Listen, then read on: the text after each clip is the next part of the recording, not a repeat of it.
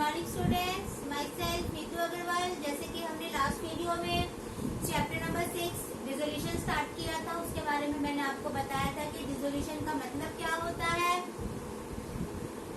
अगर फॉर्म को बंद किया जाता है तो अकाउंट्स को कैसे सेटल किया जाता है, ये मैंने आपको कल बताया। सबसे पहले असेट्स को सेल कर दिया जाता है। असेट्स को सेल करके जो भी पैसा रियलाइज होता है उस पैसे से आउटसाइड लायबिलिटी की पेमेंट कर दी जाती है। आउटसाइड लायबिलिटी की पेमेंट करने के बाद if any amount is left then inside liability will be paid. Inside liability की पेमेंट कर दी जाती है। इनसाइड लायबिलिटी की पेमेंट करने के बाद अगर कोई पैसा बच जाता है तो फिर पार्टनर्स को उनकी कैपिटल का अमाउंट रिफंड किया जाता है। ये हमने लास्ट वीडियो में समझा था। अब मैं आपकी बुक का इलिस्ट्रेशन नंबर 4 करवाने जा रही हूँ। अपना क्वेश्चन टैली करेंगे। A and B are two partners and their ratio is 3:2। मिल गया क्वेश्चन सभी को? रेशो क्या है? 3:2 है। तो देखिए, अब एक बात और मुझे बतानी है। जो डिसोल्यूशन चैप्टर में क्वेश्चन होंगे उसमें आपके 3 से 4 अकाउंट बनेंगे। पहला अकाउंट होगा रियलाइजेशन अकाउंट।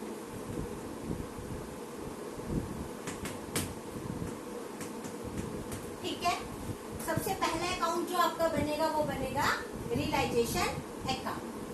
सेकेंड अकाउंट आपका बनेगा पार्टनर्स कैपिटल अकाउंट और थर्ड अकाउंट आपका बनेगा कैश या बैंक अकाउंट। ये 3 अकाउंट तो बनने ही बनने हैं।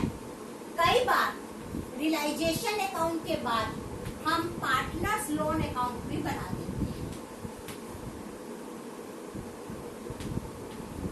डिपेंड करता है इंफॉर्मेशन पे। तो मैक्सिमम 4 अकाउंट आपके बनेंगे। Realisation account, partners capital account, cash या बैंक अकाउंट और पार्टनर्स लोन अकाउंट।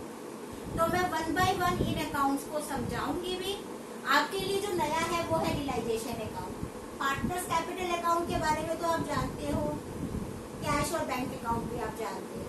ठीक है, तो देखिए रियलाइजेशन अकाउंट क्या है। ये अकाउंट सिर्फ at the time of the dissolution of the firm बनता है।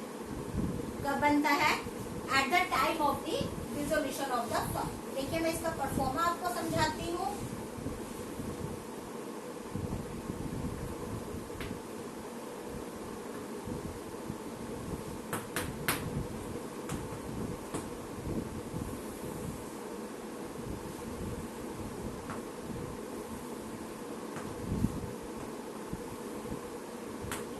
Particulars,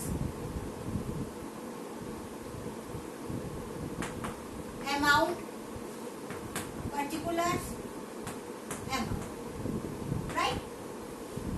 देखिए, ये अकाउंट क्या है? This is a debit side and this is a credit side. Realisation account के थ्रू हम असेट्स को सेल करते हैं और आउटसाइड लायबिलिटी की पेमेंट करते हैं। मैंने 2 बात बताई। रियलाइजेशन अकाउंट में हम असेट्स को सेल करते हैं और आउटसाइड लायबिलिटी की पेमेंट करते हैं।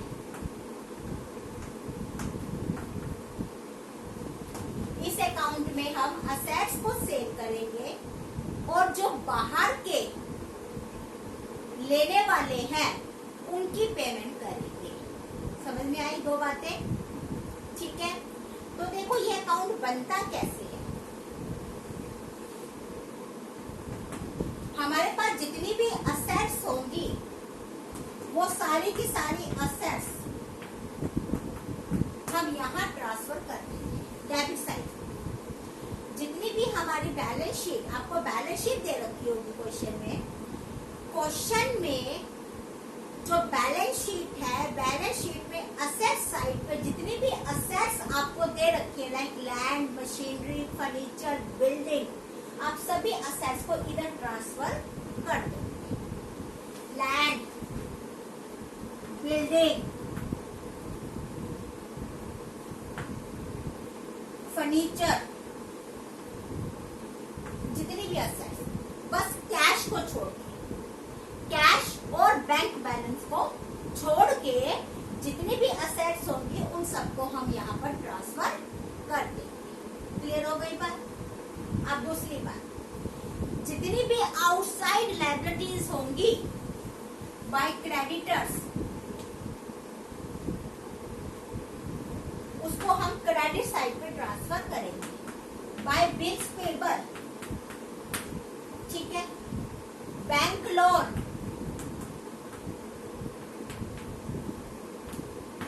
राइट। एक बार तो हमने बैलेंस शीट में से, सिर्फ अभी तक हमने काम इतना किया है, बैलेंस शीट में से असेट्स को उठाया और डेबिट में डाल दिया, बैलेंस शीट में से आउटसाइड लायबिलिटी को उठाया और बैलेंस शीट में रियलाइजेशन अकाउंट में डाल दिया। क्लियर? अब क्वेश्चन में नीचे आपको इंफॉर्मेशन दे रखी होगी कि हमने असेट्स को सेल कर दिया, लैंड कितने में बिकी, बिल्डिंग कितने में बिकी, फर्नीचर कितने में बिका, सभी हाँ जी सर, असेट्स को सेल करके अमाउंट इधर दिखा दिया जाएगा बाय बैंक कर, ठीक है। लैंड जितने में भी बिकी, फर्नीचर जितने में बिका, डेटर जितने में रियलाइज हुए, सभी को हम यहाँ पर दिखा देंगे। ये जो हमारे पास पैसा आया, इस पैसे से हम लायबिलिटी की पेमेंट करेंगे, इस पैसे से हम क्रेडिटर्स को पेमेंट करेंगे टू बैंक, क्रेडिटर्स को दे देंगे, बिल्स पेबल की पेमेंट करेंगे, बैंक लोन की पेमेंट करेंगे, राइट। उसके बाद ये क्वेश्चन हो गया, क्रेडिट साइड का टोटल करेंगे, डेबिट को माइनस करेंगे। अगर क्रेडिट ज्यादा आ गया और डेबिट कम होगा तो यहाँ दिखाएंगे हम प्रॉफिट, और प्रॉफिट को तीनों पार्टनर्स में उनकी रेशियो में डिवाइड कर दिया जाएगा, ठीक है। अगर डेबिट साइड ज्यादा है और क्रेडिट साइड कम है तो आपका क्या आ जाएगा, लॉस, और लॉस को तीनों पार्टनर्स के बीच में डिवाइड कर दिया जाएगा। तो इस तरह से आपका रिवैल्यूएशन अकाउंट बनेगा, और जो ये प्रॉफिट और लॉस होगा वो आगे पार्टनर्स कैपिटल अकाउंट में ट्रांसफर हो जाएगा। तो ये मैंने आपको ब्रीफ सा समझाया कि रियलाइजेशन अकाउंट को कैसे बनाया जाता है। असेट्स को ट्रांसफर करना, लायबिलिटीज को ट्रांसफर करना, असेट्स को रियलाइज करना, लायबिलिटीज की पेमेंट करना, difference will be your profit और लॉस। तो इस तरह से आपका रियलाइजेशन अकाउंट बन जाएगा। अब मैं इससे रिलेटेड आपको इलिस्ट्रेशन नंबर 4 करवाने जा रही हूँ। समझना, ध्यान से देखिए कैसे करोगे।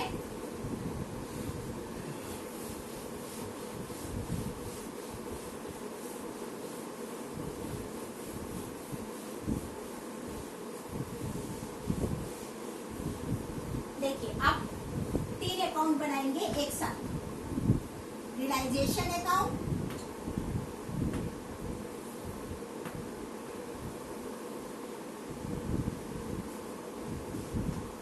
पार्टनर्स कैपिटल अकाउंट,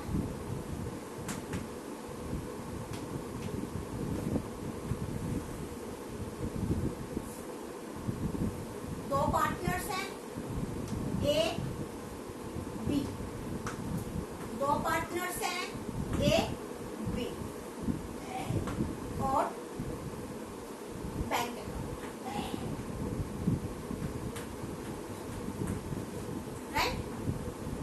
देखिए कैसे करेंगे, क्वेश्चन को किस तरह से अटेम्प्ट करना है। सबसे पहले कैश, कैश का ओपनिंग बैलेंस दे रखा है तो वो टू बैलेंस रीडिंग हो जाएगी 7,000, ठीक है। देन डेटर्स, असेट्स होती है डेटर्स,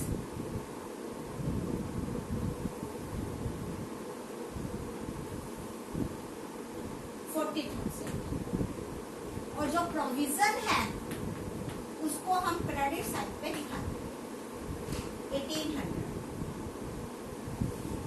स्टॉक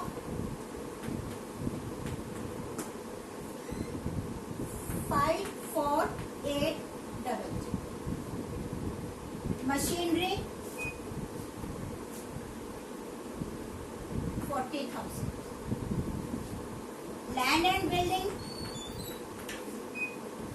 1,20,000। ठीक है, सारी असेट्स ट्रांसफर हो गई। अब लायबिलिटी, एक ही लायबिलिटी दे रखी है 20,000। क्लियर। अब इधर देखिए कैपिटल का बैलेंस दे रखा है, तो by balance date 1,50,000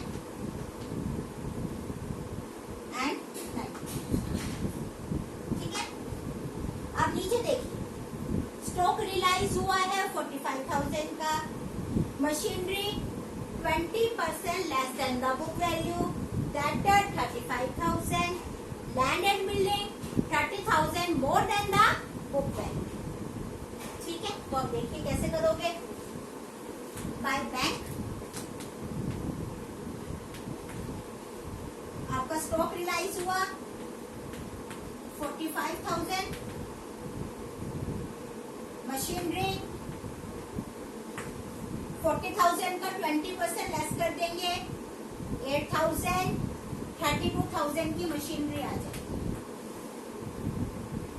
debtors 35,000। Land and building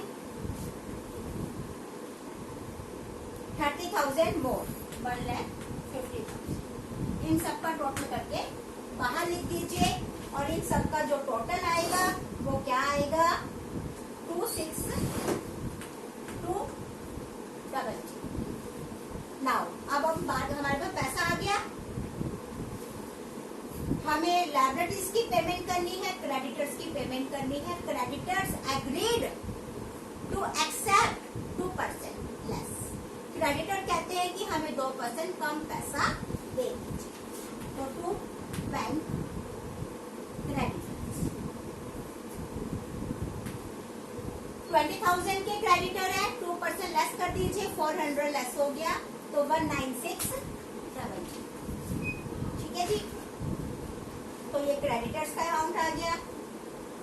clear. 5% less है, सॉरी 19,000। क्लियर।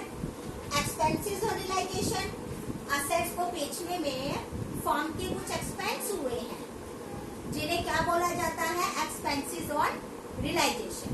ठीक है, तो वो भी एक्सपेंसेस कितने हुए हैं 1,200 रुपए। ठीक, तो इस तरह से आपका रियलाइजेशन अकाउंट बन जाएगा। अब आगे देखिए, आप इधर की साइड का टोटल करोगे, आपका अमाउंट आएगा 283,800। ये सारे आइटम्स माइनस करोगे तो आपका आ गया प्रॉफिट। कितना प्रॉफिट आया 8800, और ये प्रॉफिट ए और बी के बीच में डिस्ट्रीब्यूट कर दिया जाएगा। ठीक है, इतना समझ में आया। क्लियर। अब आगे देखिए, अब ये जो प्रॉफिट आया है उसको कैपिटल अकाउंट में डालेंगे 5283,520। अब इनका टोटल कर दीजिए, और तो कोई आइटम है नहीं। 155,280,93,520, और इसका भी 2 बैंक, क्योंकि हमारे पास इतना पैसा है कि हम कैपिटल की पेमेंट कर सकते हैं।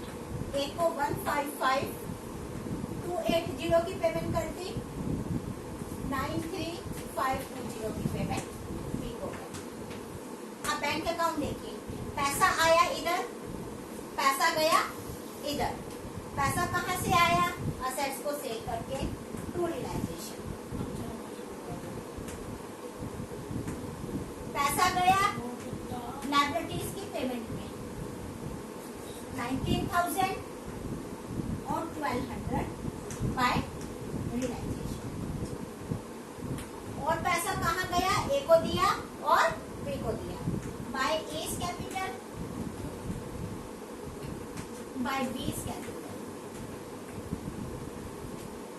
1552809352 जब आप कैश का बैलेंस टैली करोगे तो आपका जो कैश का बैलेंस है वो इक्वल आना चाहिए। तो इस तरह से आपका क्वेश्चन हो जाए। आई होप आपको ये फर्स्ट क्वेश्चन रिजोल्यूशन का समझ में आया होगा। This is the illustration practical question का पीडीएफ में आपको सेंड कर रही हूँ। आप वो क्वेश्चन जरूर अपनी नोटबुक में करके देखेंगे।